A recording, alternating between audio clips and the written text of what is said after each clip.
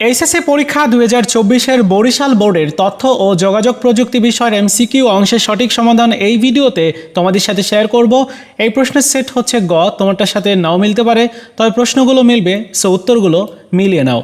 একের উত্তর হবে হচ্ছে ঘ, দুইয়ের উত্তর গ, তিনের গ, চারের গ, পাঁচের গ, ছয়ের ক, সাতের গ, অবশ্যই মিলিয়ে নিও।